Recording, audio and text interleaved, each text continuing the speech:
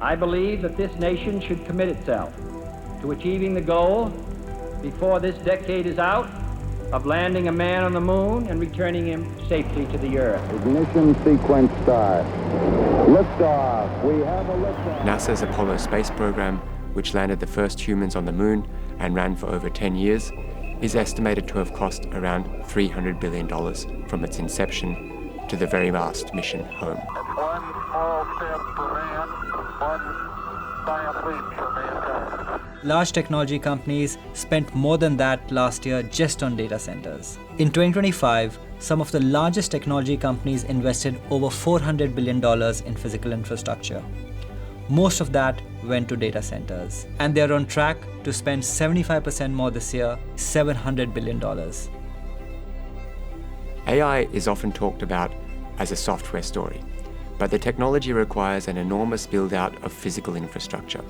Not only the data centers that train and run AI models, but also the power plants and grids needed to make them work. And that level of capital expenditure has major implications for how the world's power systems generate and distribute electricity, where it gets consumed, and of course, who pays for it. To understand whether all of that investment is actually turning into infrastructure, we went looking for it. We used satellite-based tracking and geospatial analysis to monitor the build-out of what many call AI factories. These are large data centers purpose-built for AI, and we found that installed capacity has doubled in the last 12 months. Inside these vast, windowless buildings are hundreds and even thousands of rows of server racks, each about the size of a large fridge. In 2020, before the release of ChatGPT, one of these racks used about 13 kilowatts of electricity. That's roughly the same as running 5 electric ovens simultaneously. Not insignificant, but manageable. The latest chipsets being released are much more advanced and consume much more power. Over the next year or so, a single rack could consume as much as 600 kilowatts of electricity. That means the same fridge-sized box as a few years ago, with different technology in it, would consume as much power as 65 households. And that's multiplied across hundreds or even thousands of these racks in a large data center. A typical hyperscale data center now consumes roughly the same amount of energy as 100,000 homes. The largest data center currently under development will use about as much power as 2 million households. Globally, data centers are on track to consume nearly 1,000 terawatt-hours of electricity by 2030, or roughly 3% of the world's total demand. That will put their energy use on par with one of the world's largest economies, consuming as much power as the entire country of Japan. Data centers are growing fast, but it's worth putting that into perspective. Globally, advanced manufacturing, electric vehicles, and air conditioners are all even larger drivers of electricity demand growth to 2030. Nonetheless, in some regions, data centers are set to be the main driver. That is certainly true in the United States, the world's largest data center market. In the US, almost half of the increase in demand for electricity to 2030 will come from data centers. In fact, by the end of the decade, the US economy is set to use more electricity to power data centers than all its electricity use for the production of aluminium, steel, cement, and chemical products. This strong growth has led to questions on the impact of data centers on other parts of the energy system. For example, do data centers raise electricity prices for households? The inflationary shocks brought on by the COVID pandemic, the 2022 global energy crisis, and the more recent conflict in the Middle East have made the cost of electricity top of mind for many people. With the rising number of data centers being built, there are concerns that their energy demands could compete with the energy needs of other nearby consumers and potentially lead to higher local electricity prices.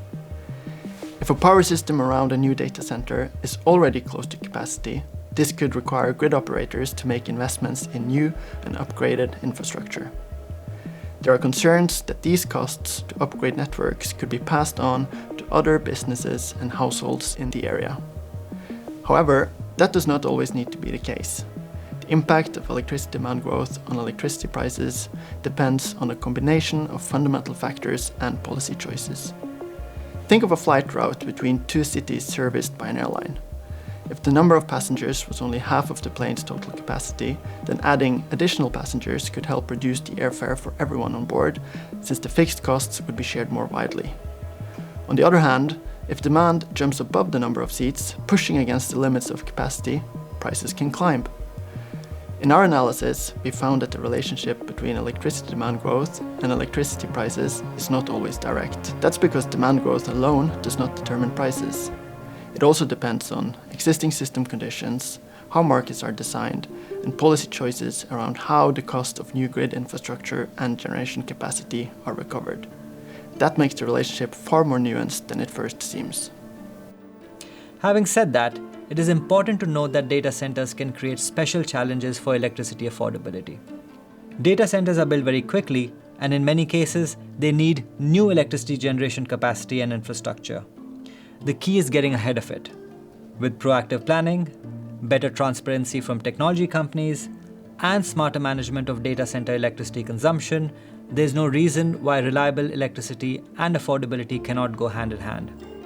Yet another energy sector challenge has been the trend of clustering of data centers. The presence of a large number of data centers in one location creates special challenges for the local grids there. The IEA conducted a geospatial analysis of every data center in the world. What it revealed is that they don't behave like most energy-intensive infrastructure. For example, steel smelters and aluminum plants are often built away from population centers, usually near large power sources. Data centers are different. They cluster near cities, near the fiber networks, and the customers they depend on. That can put enormous new electricity demand onto grids that are serving large urban populations. At the local level, data centers in these clusters can easily use up to 30% of the entire local electricity supply. Our analysis also shows that this clustering is becoming denser. New data centers are typically built near existing ones, compounding the pressure on local grids over time rather than spreading it.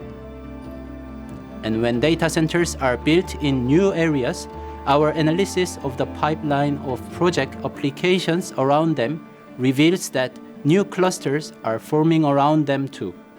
That means the challenge is no longer confined to areas with a history of dealing with data centers on their grid. It's moving into new regions, onto new grids, and those new locations are essentially starting from scratch. Meeting that demand requires the data centers to be connected to the electricity grid. But grid connections can be slow. And especially in the United States, developers are taking matters into their own hands. Many are looking for innovative solutions to power data centers, from generating electricity on the site of the data centers itself using natural gas turbines to large-scale batteries. Some are even considering more emerging solutions such as small modular nuclear reactors. But providing reliable on-site power generation isn't always simple. Developers of on-site natural gas generation have to oversize their turbine capacity compared to what they actually need to ensure that the power supply is reliable, which is critical for data centers. In some cases, capacity is set to be up to 70% higher than what they would expect to use on a typical day. And getting your hands on a new gas turbine is not always easy. And many other crucial pieces of power infrastructure are also undergoing major supply crunches too. Data centers where AI training and usage take place also experience large swings in power demand at the server level. In one example from 2025, energy use jumped by 400% in just a quarter of a second during a training run. A gas turbine simply can't accelerate fast enough to service that rapid of a demand surge. So to handle these sudden spikes, developers are adding energy storage at data centers that can be tapped when needed. In fact, the largest ever battery project in the world, which is 4 times larger than the previous record holder, was recently contracted by a data center developer. Nuclear power and next-generation geothermal are also getting a boost from the AI boom. Some traditional nuclear plants are being brought back online, and there's growing momentum behind small modular reactors, although the first of these won't be operational until at least 2030. There is a potential upside to all of this. Data centers, with their own generation and storage, don't just have to draw power from the grid. They could support it as well. Unused electricity from on-site gas turbines could be supplied to nearby homes and businesses. At the same time, large on-site batteries could store excess renewable energy from the grid and release it when it's needed most. So one way to gauge what this all means for the energy sector is to look at what financial markets are saying. Broadly speaking, recent movements in company valuations don't suggest that AI has created a broad-based uplift for the energy sector.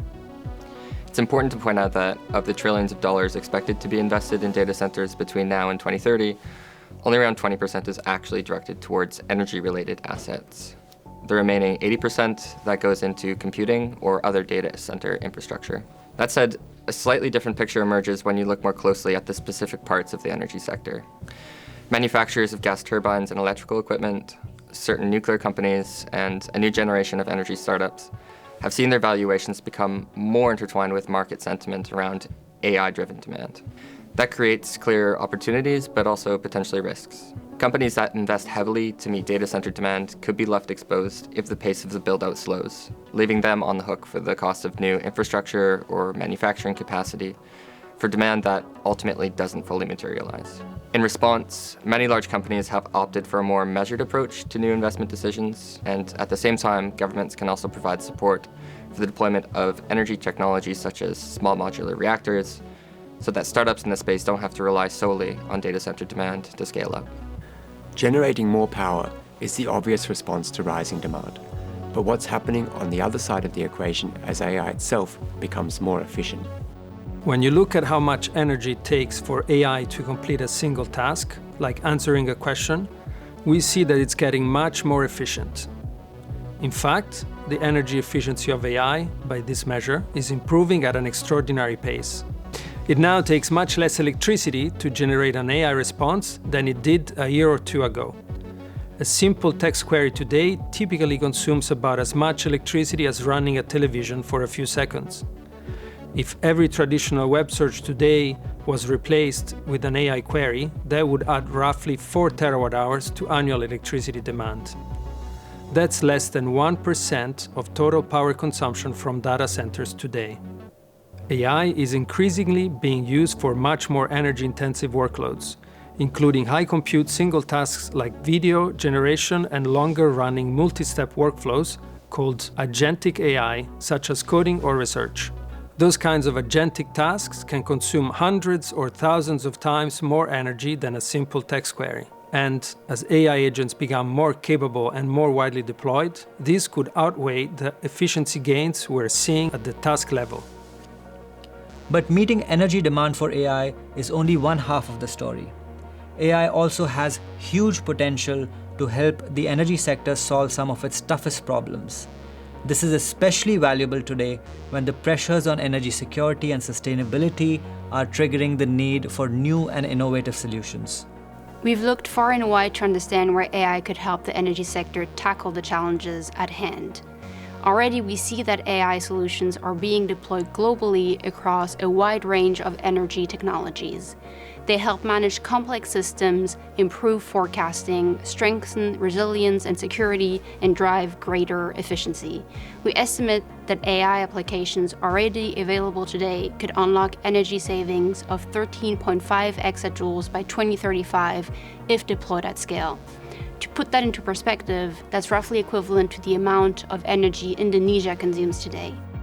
To deliver on the potential benefits of AI, a few things need to be done in the energy sector. AI needs data to train on, a lot of it. However, data across the energy system tends to be fragmented and is often very hard to access. And in many markets, the incentives make it more financially attractive for energy companies to build new infrastructure rather than adopt technology that could make existing infrastructure work better. And perhaps most importantly, energy firms themselves see the lack of AI skills as the single largest barrier to the uptake of AI. This is where an important distinction comes into play. The large, general-purpose AI systems that power chatbots, generate images, and write code are generally the kind to be highly energy-intensive. They're the primary driver of the increased energy consumption we've been discussing. but much of the AI being deployed within the energy system looks very different. These are smaller, more purpose-built models trained on specific data for specific tasks. Their energy footprint is typically orders of magnitude lower than that of general-purpose models. In other words, the AI that is driving the surge in energy demand and the AI that is helping to manage and improve the energy system are not always the same thing. The label may be the same, but the technology, the scale, and the energy footprint are not.